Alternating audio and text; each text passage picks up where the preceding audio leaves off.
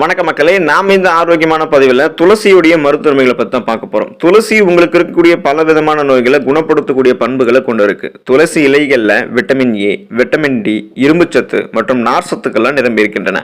இது உங்களுடைய நோய் எதிர்ப்பு சக்தியை அதிகரிக்கிறதுக்கும் தொற்று நோய்களை தடுக்கிறதுக்கும் உதவிகரமாக இருக்கு.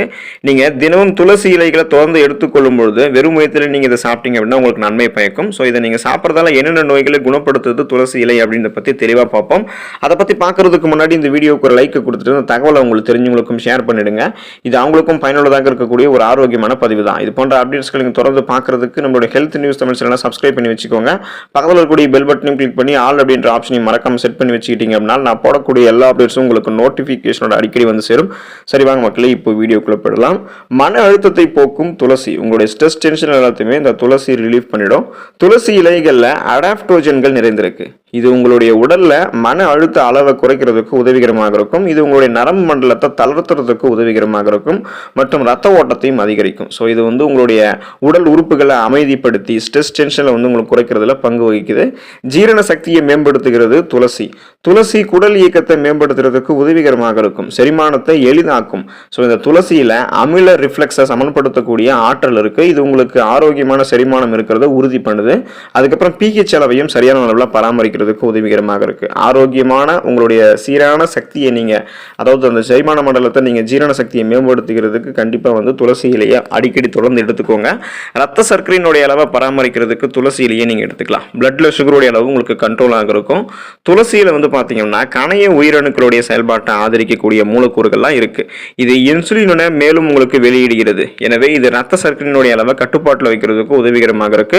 துளசி கார்போஹைட்ரேட்டுகள் மற்றும் கொழுப்புகளுடைய வளர்ச்சி மாற்றத்தை எளிமையாக்குது. இது ரத்தத்தில் இருக்கக்கூடிய சர்க்கரையை ஆற்றலாக மாற்றுவதற்கும் உதவிகரமாக இருக்கு. ஸோ கண்டிப்பாக பிளட்ல உங்களுடைய சுகருடைய அளவை நீங்கள் கண்ட்ரோல் பண்ணிக்கணும். துளசியும் எடுத்துக்கோங்க. ஜலதோஷத்தை சரி செய்கிறது துளசி. துளசியில ஆன்டி மைக்ரோபியல் தன்மை காணப்படுகிறது. இது மழைக்கால நோய் தொற்றுகளான ஜலதோஷம், இருமல் போன்றவற்றை குணப்படுத்துறதுக்கு உதவிகரமாக இருக்கு. எனவே நீங்க துளசியிலேயே ஜலதோஷம் இருக்கிறவங்க அப்படியே சாப்பிடலாம். குறிப்பாக கஷாயம் போட்டு குடிச்சிட்டு வாங்க. உங்களுக்கு உடனே அந்த ஜலதோஷம் ப்ராப்ளம் எல்லாம் கியூர் ஆயிடும். வாய் துர்நாற்றம் நீங்குவதற்கு நீங்க துளசியிலேயே பயன்படுத்தலாம். துளசியில் இருக்கக்கூடிய ஆன்டி பாக்டீரியல் தன்மை வாய் துர்நாற்றம் போன்றவற்றை நீக்குகிறது. எனவே நீங்க காலையில எழுந்ததும் துளசி இலைகளை வாயில போட்டு மென்னுட்டு வாங்க. நல்ல புத்துணர்ச்சி, ஒரு ரெஃப்ரெஷ்மெண்ட் உங்களுக்கு கிடைக்கும். உங்களுடைய குடலில் இருக்கக்கூடிய அழுக்குகள்லாம் வெளியேற்றப்படுவதால் வாய் துர்நாற்றம் உங்களுக்கு நீங்கி போயிடும். நோய் எதிர்ப்பு சக்தியை அதிகரிக்கிறதுக்கு துளசி இலையை நீங்க எடுத்துக்கலாம். ஸோ இந்த துளசி இலைகளில் ஆன்டி ஆக்சிடென்ட்கள் மற்றும் ஆன்டி பாக்டீரியல் பொருட்கள் இருக்கு. இது வேறுபட்ட தொற்றுகளை உங்களுக்கு நீக்கிறதுக்கு பயன்படுகிறது. இது தீங்கு விளைவிக்கக்கூடிய பாக்டீரியா மற்றும் வைரஸ்களை எதிர்த்து போராடுவதற்கு தேவையான இம்யூன் பவரை உங்களுக்கு இன்க்ரீஸ் பண்ணுது. ஸோ நோய் எதிர்ப்பு சக்தியை உங்களுக்கு அதிகப்படுத்துறதால பலவிதமாக உங்களுக்கு இருக்கக்கூடிய நோய்களை நீங்கள் குணப்படுத்திக்கலாம். சீசனாக புதுசாக அட்டாக் ஆகக்கூடிய தொற்று நோய்களையும் நீங்கள் வராமல் தடுத்துக்கலாம். அதுக்கு நீங்கள் துளசி எடுத்துக்கணும்.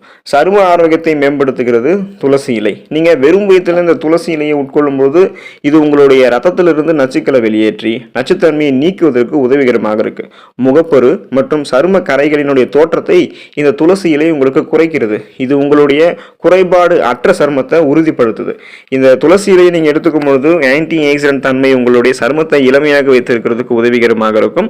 சரும அழகை மேம்படுத்துவதற்கு நீங்க துளசி இலையை எடுத்துக்கலாம். உடல் எடையை நீங்க ஆரோக்கியமான முறையில் குறைக்கணுமா அப்படின்னா நீங்க துளசி இலையை எடுத்துக்கோங்க. இது உங்களுக்கு பயன்படும்.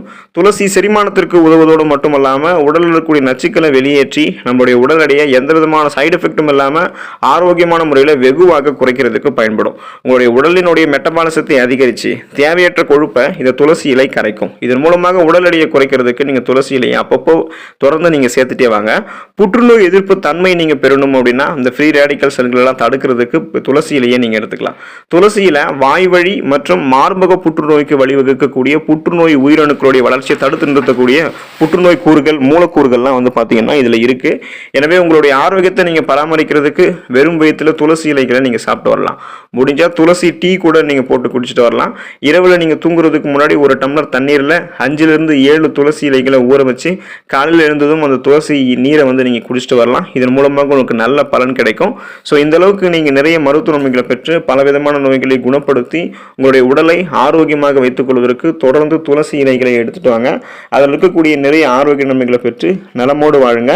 அடுத்த ஆரோக்கியமான பதிவில் மறக்காம சந்திப்போம். நன்றி மக்களே.